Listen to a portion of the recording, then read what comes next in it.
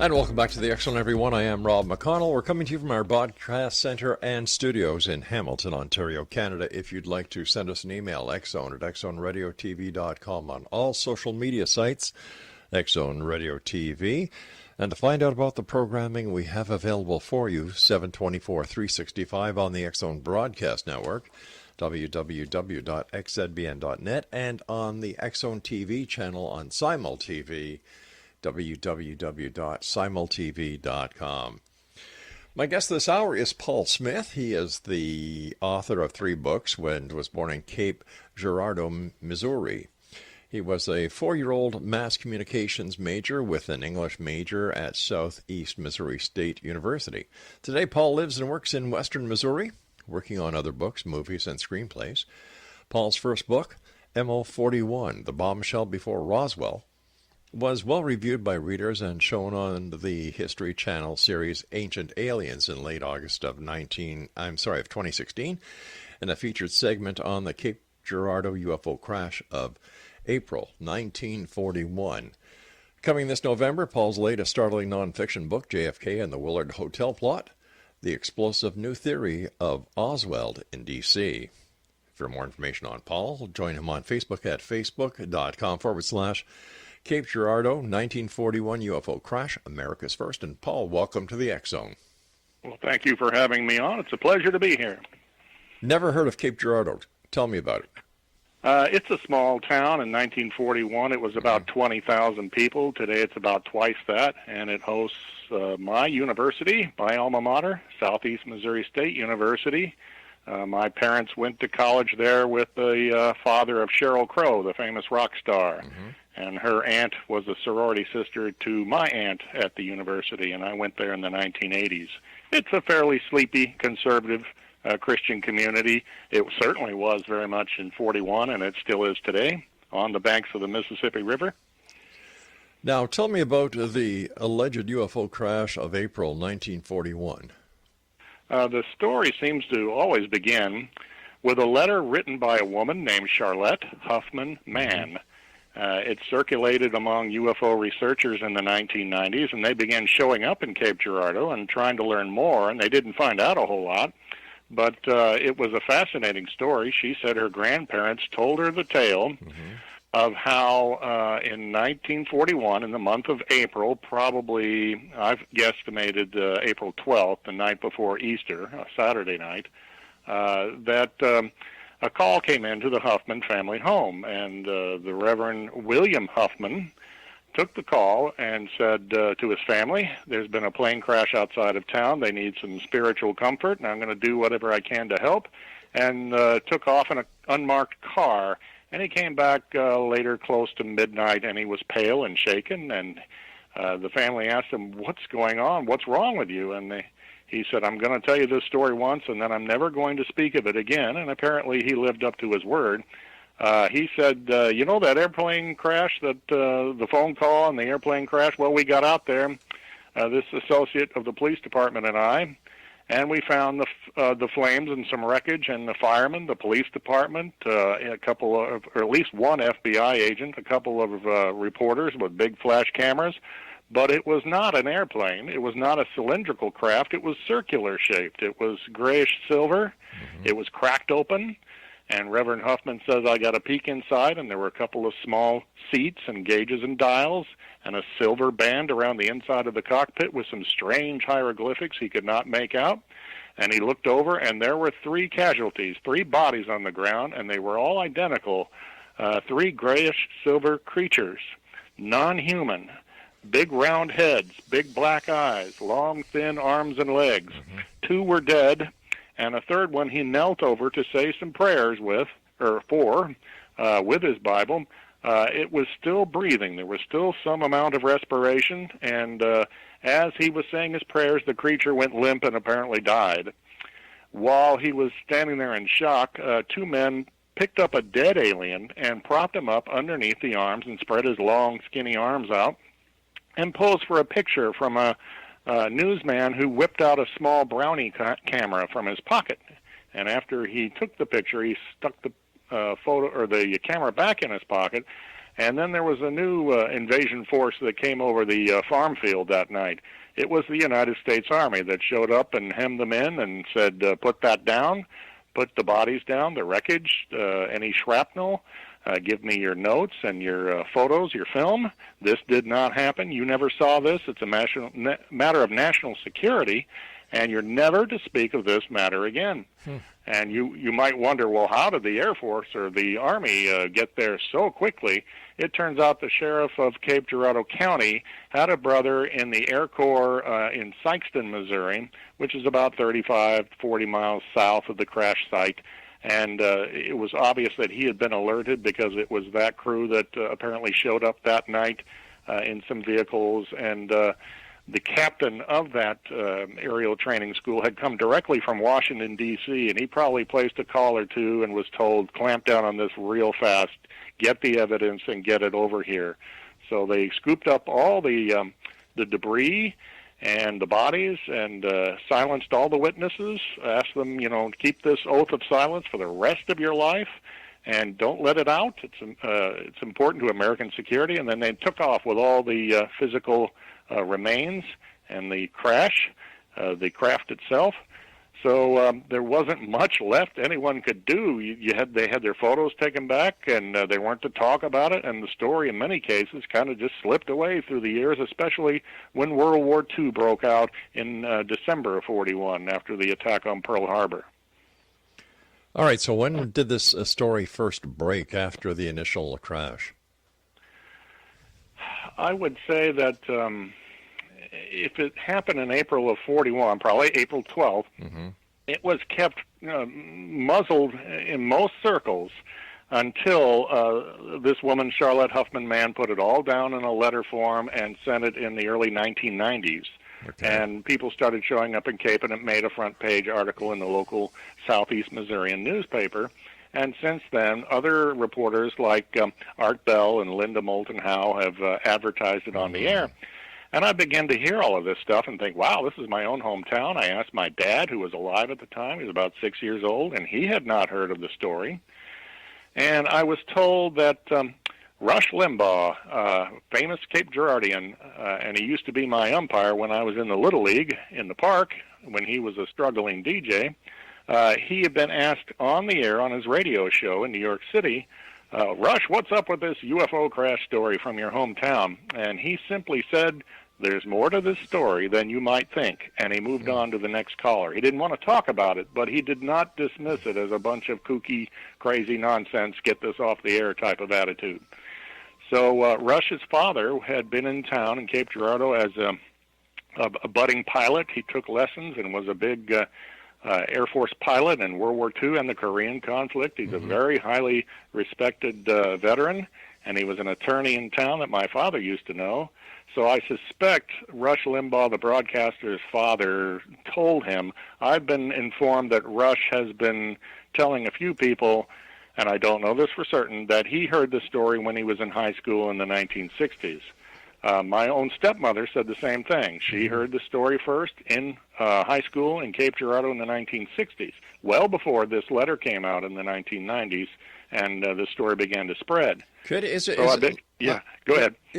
I find it rather ironic that it parallels the Roswell crash of 1947, and that it first happened in 1941, and nobody heard about it until the 1990s after this lady wrote a letter about it. Now, yeah, somewhat. There's another story about a Cape Girardeau fireman. He came forward to his family when he had stage 4 cancer, and he said, this rumor about this UFO crash outside of town, the whole thing is true. He says, I was there.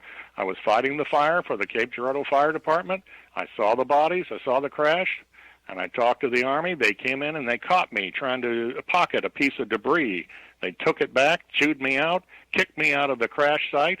And he said he felt later he was being watched around town and that his telephone was tapped, which I found out in a little research that J. Edgar Hoover and the FBI and even President Roosevelt were crazy about wiretaps. They tapped just about everybody they pleased in those days, even though they really shouldn't have. But in those days, it was the communists that they were after, not after UFO buffs. Or Nazi spies. All right, stand by. We've got to take our break. We'll be back on the other side. Exonation, our guest is Paul Smith. We're talking about The 1941 crash, alleged crash of a UFO in Cape Girardeau, Missouri. My name is Rob McConnell. This is the X Zone. Don't go away.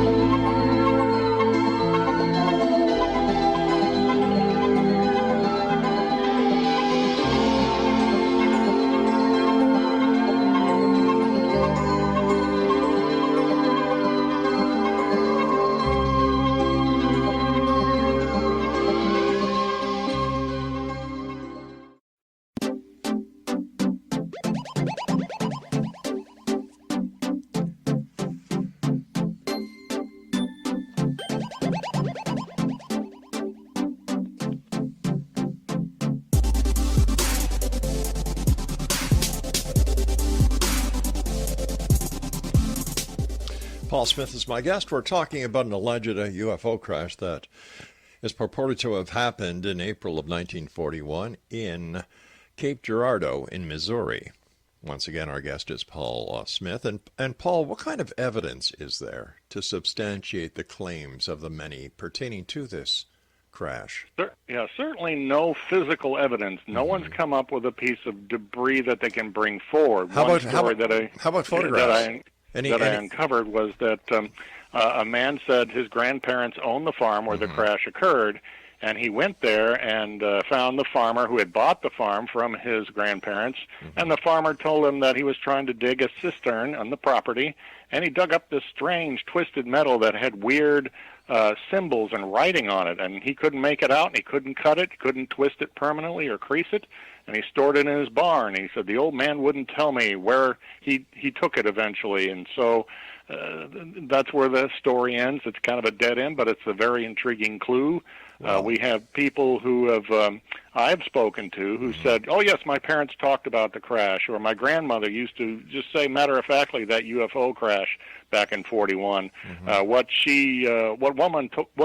one woman told me was that she was a little girl around 10 years old on a farm south of the crash, and said, oh, yes, I remember the excitement at the time, my parents talking about this little outer spaceship that crashed and that there were little people on board. She said, we never used the term UFO or ET or even alien. It was just little people, and that's what had the community in a tizzy. But since so many were asked to be silent, not write anything, not talk about it, not take any photos or of the crash site in later years, and it was all hushed effectively. There seems to be no physical evidence or even a newspaper account that can be found of it. Now let me ask you this, Paul. It parallels the Roswell story. The alleged crash happens 50 years, and then people start talking about it based on a letter that was written by this woman, Charlotte. Why do people? Wait a sec. Hold on. Heard about the crash in the 1960s. She doesn't know much about the letter business. All right, Paul, hold on here, please. Even the 1960s, that's 20 some odd years later. Right. Why? It seems implausible to me as a former police investigator, based on the fact that there is no evidence, based on the fact that it was hushed for so many years, based on the fact there's no photographs. In my book, the fireman who was dying, who made a deathbed confession, doesn't carry any weight. So what is there to actually say that this really did happen, besides a lot of hearsay evidence? Circumstantial and hearsay evidence. Many a court case is won on circumstantial evidence alone. Well, we're not talking if about a court case here. If we had physical evidence, I'm sure the government would step in and snatch it away from you pretty quick. But I tend to agree it's very frustrating. Almost all the witnesses, not only deceased, but their children are deceased. So there's almost no one you can talk to today, or the exact location of the farm. You can't go there either because it hasn't been pinned down precisely. So it is very frustrating. Yeah, it's either frustrating or non-existent. How do we differentiate between the two in this case? Well, I try to lay out the evidence for this, or the circumstantial case for this in my first book, and I got a number of responses from people on Facebook and emails, and I had some leftover data, so I created Three Presidents, Two Accidents as a sequel in later of 2016. Once again, very frustrating. People have these stories that one woman came to me and said, my grandmother was on her way to church, she said, and she stopped and talked to Reverend Huffman that next morning, and that he was pale and shaken and said he'd been to a crash site. But, once again, anyone could make up a story. Sure. When you take the preponderance of the stories, I believe it is probably something that did happen, but we simply cannot prove it. I agree something may have happened, but whether or not it was a UFO, that's a far stretch based on no evidence. Well, I would encourage folks to read the first book or the second book, which has a summary of the first book in it, and then more information and tales of how I went there and tried to find out more details and talk to some more people. I just wish there had been this photograph that was taken of the dead alien. Charlotte Huffman Mann said the man who took this box photo of the alien brought it to the Huffman family home about 2 weeks after the crash and said, here, I want you to have a copy of this. I've got a copy. You take this one. And Reverend Huffman didn't really want it, so he gave it to his son.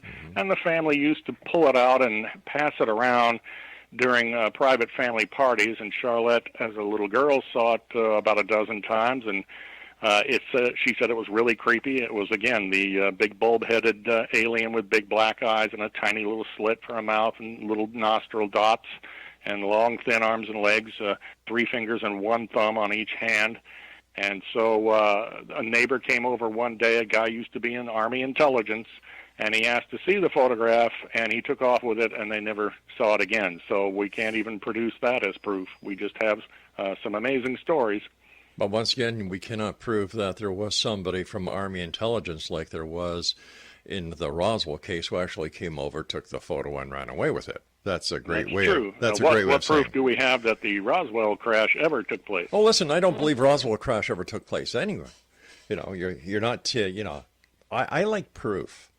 I love proof.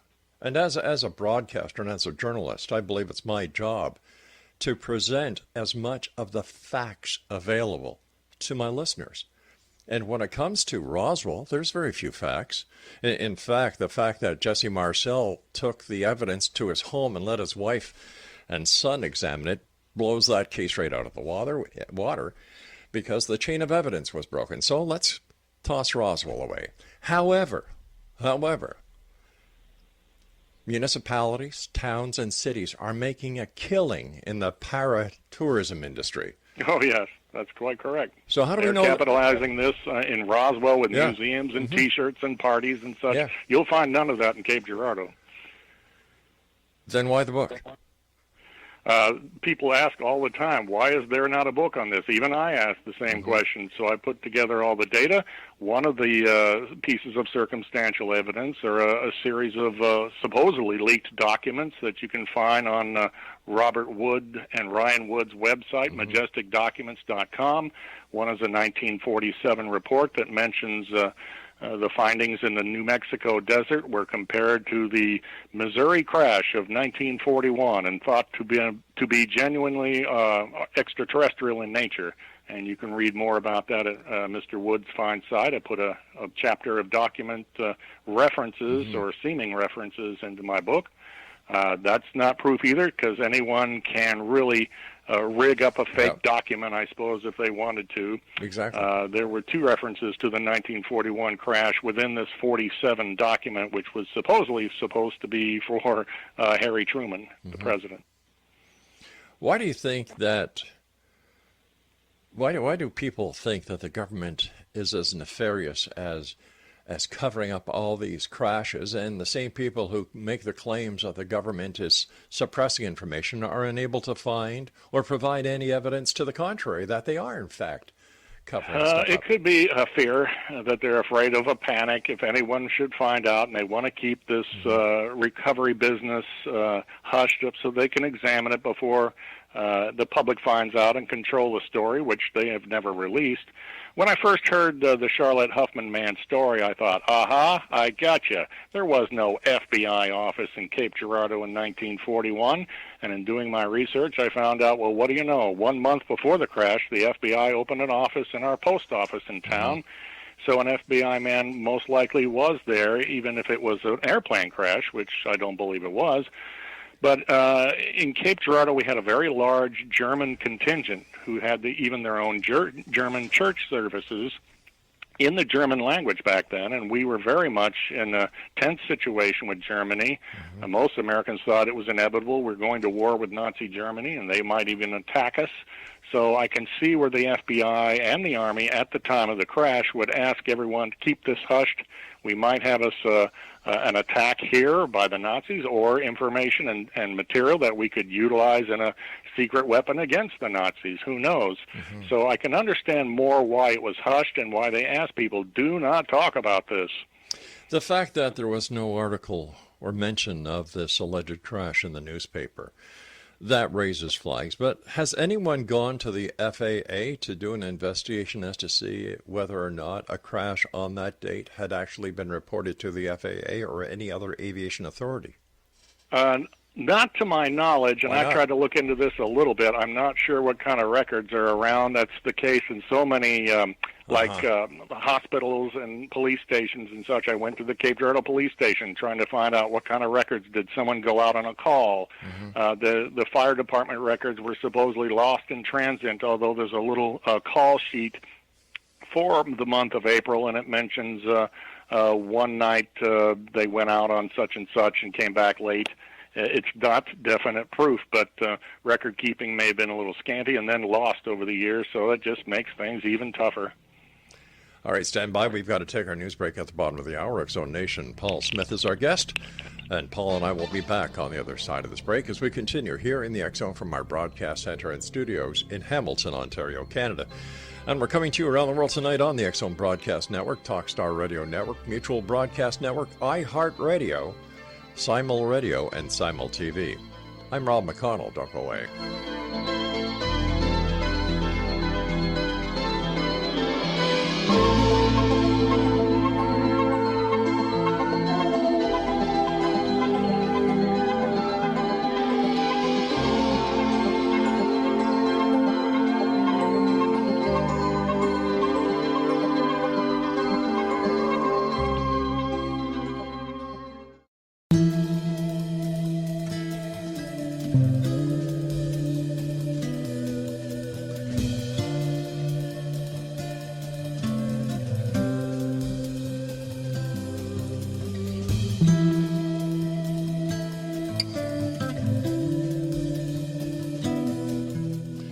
Paul Smith is our guest. And Paul, what do we know about Charlotte Huffman?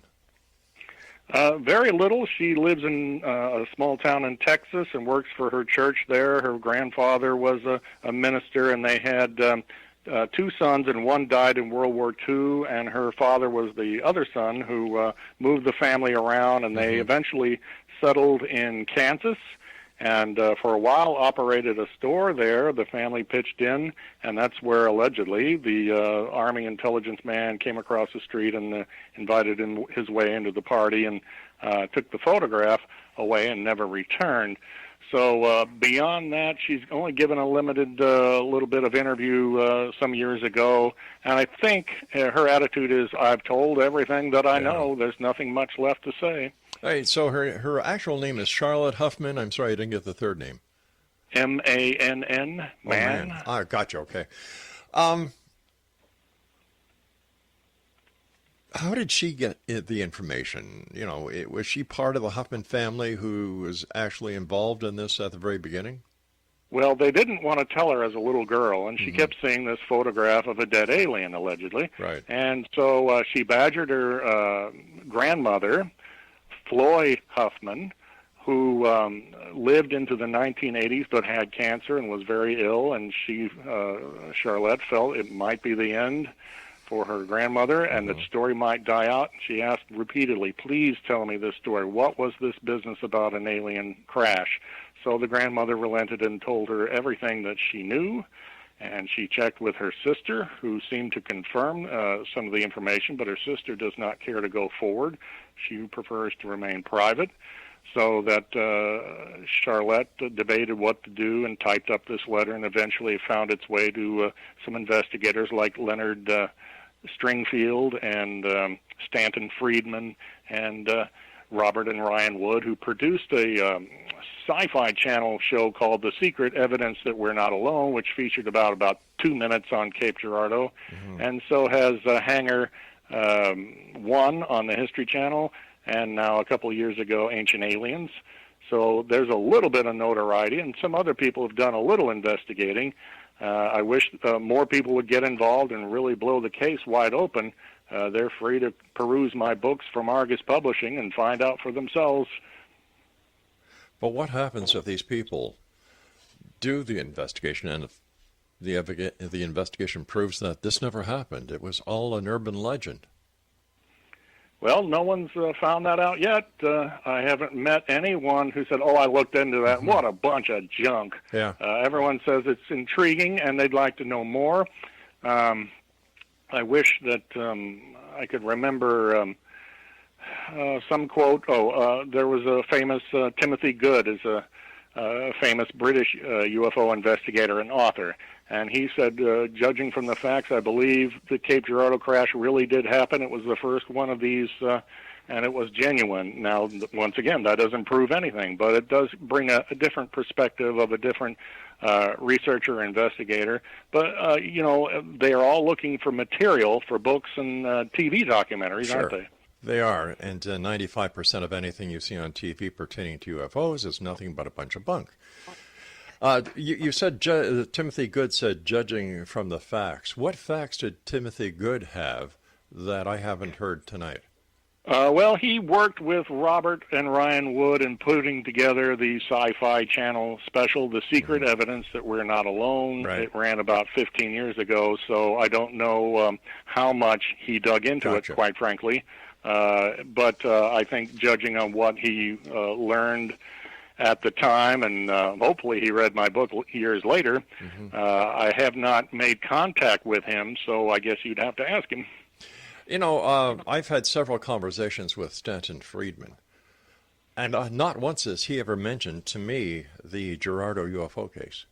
He came to Cape Girardeau and was asking some questions, went to the local newspaper office, as I understand it. I have never heard him downgrade or slam the story. I tried to contact him, but being a nobody at the time, and still a nobody now, I did not hear back from him. So once again, you'd have to contact him and ask him, see what he thinks, if you can get through. I will. What do you think the significance of this alleged case is? Why should it be pursued? I wish it was pursued so we could pin it down. Is it fact or is it fiction? We always need to know the truth on every matter. I mean, why look into, let's say, what's going on today with the FBI or judgeships in the Supreme Court? And everything? We need to know information to make a solid opinion. Wait a second. How can you put the nomination of a Supreme Court justice in the same category?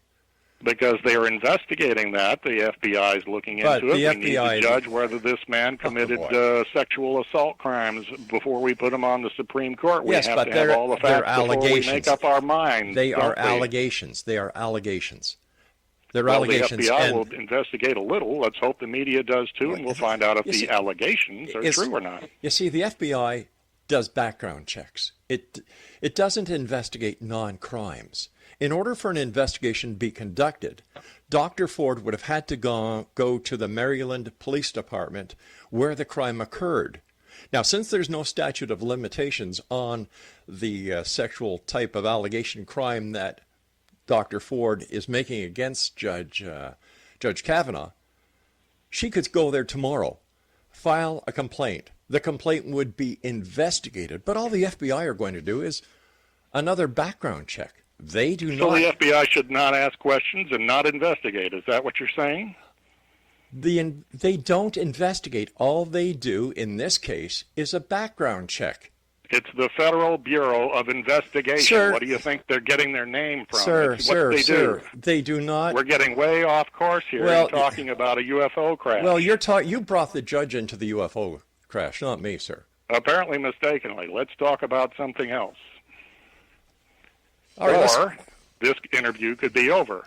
Which do you want to talk about? Well, UFOs, sir, or you want to talk about Judge Kavanaugh? Well, sir, if you terminate the interview, then all our listeners will give you no credibility whatsoever. Oh, that's not true. I think they would really resent your snide attitude and your disrespectful attitude, sir, saying that 95% of all UFO cases are bunk. They are. You've developed an opinion without much fact.